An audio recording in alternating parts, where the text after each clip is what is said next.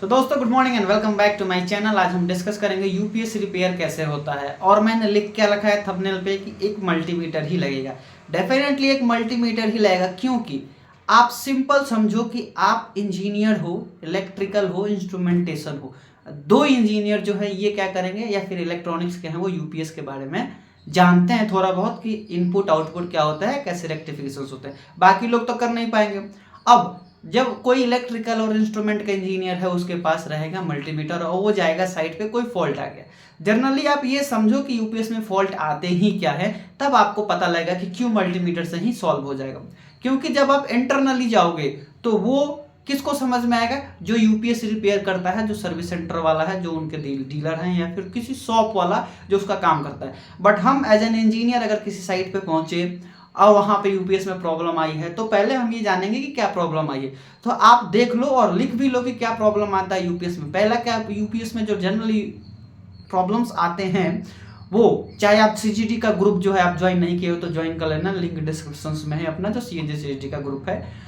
उसमें प्रॉब्लम्स क्या आता है कि लोग बोलेंगे, जो मैंने फेस किया वो देखता हूँ कि आउटपुट नहीं दे रहा है, इनपुट आ रही है बट आउटपुट नहीं दे रहा है। इस केस में आप क्या करोगे, जब इनपुट आ रही है तो चेक करोगे कि इनपुट प्रॉपरली कितनी आ रही है, और आउटपुट नहीं आ रही है तो चेक करोगे क्या है मल्टीमीटर से कि आउटपुट के टर्मिनल्स पे आउटपुट आ रही है कि नहीं। इन केस अगर नहीं आ रही है आउटपुट का टर्मिनल, यानी कि जो यूपीएस का आउटपुट की टर्मिनल है उस पे, देन आपको क्या करना है, उस कंडीशंस में यूपीएस आपकी ऑन ही नहीं हुई है। बहुत लोगों को ये ही नहीं पता है कि यूपीएस ऑन कैसे होती है। तो शायद जो उसके मैनुअल को देखे हैं उनको पता होगा कि यूपीएस ऑन कैसे होता है, और जो नहीं देखे हैं उनको मैं बता दूं तो जो स्क्रीन पे आपको ये तीन डिस्प्ले में तीन बटन दिख रही है ना आपको डिस्प्ले के नीचे, एक ऑफ का है, एक सेलेक्ट का है, और एक इंटर का है। और किसी यूपीएस में अलग भी हो सकता है, ये न्यूमेरिक का यूपीएस है। तो जहां भी ऑन की बटन आपको दिखे उसको 2 से 3 सेकंड तक प्रेस करना है। जब आप प्रेस करते हो ना तो एक बीप की साउंड आती है, तब जाके वो ऑन होता है और स्विच होता है आउटपुट पे। ठीक है। अब एक तो प्रॉब्लम ये आ गई कि आपकी आउटपुट नहीं आ रही थी, वो इससे रेक्टिफाइड हो गया।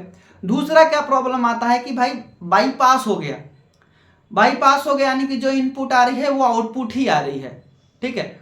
उस कंडीशंस में भी ये होता है, कई यूपीएस में डायरेक्ट ऐसे सिस्टम्स आ जाते हैं, जैसे आप सप्लाई दोगे वैसे ही वो आउट कर देगा, यानी कि वो रेक्टिफाई किया ही नहीं।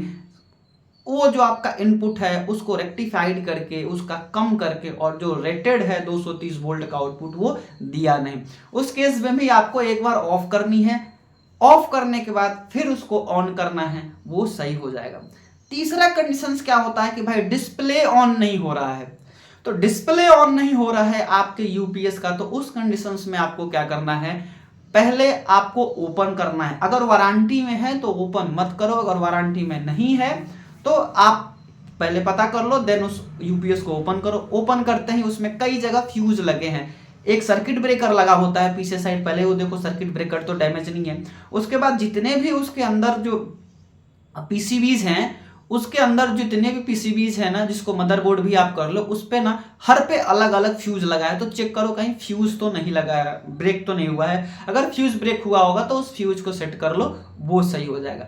अब इतने में जनरली वो डिस्प्ले आपका ऑन हो जाएगा और आपका एरर जो है वो सॉल्व हो जाएगा, यानी कि प्रॉब्लम सॉर्ट आउट हो जाएगा। अब इसके अलावा कोई अदर फॉल्ट आ जाते हैं जिससे आप रेक्टिफाई नहीं कर पा रहे हो, तो ज्यादा हीरो बनने की जरूरत नहीं है, ज्यादा नॉलेजेबल बनने की जरूरत नहीं है, क्योंकि उससे कुछ और भी डेंजरस चीजें हो सकती हैं यूपीएस में। तो अगर इस नॉर्मल फॉल्ट के अकॉर्डिंगली अगर नहीं हो पा रहा है, फिर आपको कांटेक्ट करना पड़ेगा उसके, चाहे वो हिटाची का है यूपीएस, या फिर न्यूमेरिक का है, या फिर किसी और कंपनी का है, उसके सर्विस इंजीनियर से आपको बात करना पड़ेगा और आपको रेक्टिफिकेशंस के लिए उसको शॉप पे ले जाना पड़ेगा। तो उसके पहले के जितने भी काम थी वो आप कैसे कर सकते हो, ओनली एक मल्टीमीटर के सहायता से। अच्छा लगा वीडियो तो लाइक कर देना, और नॉलेजेबल लगा तो सब्सक्राइब और शेयर कर देना। मैं यही कहना चाहूँगा, कनेक्टेड रहो, और बहुत जल्दी मैं गुड न्यूज़ भी देने वाला हूँ। सो बी कनेक्टेड, सबके लिए एक ये बहुत ही बेनिफिशियल यूट्यूब चैनल है। थैंक्स गाइड्स, मिलते हैं अगले वीडियोज़ के साथ, तब तक के लिए बाय बाय।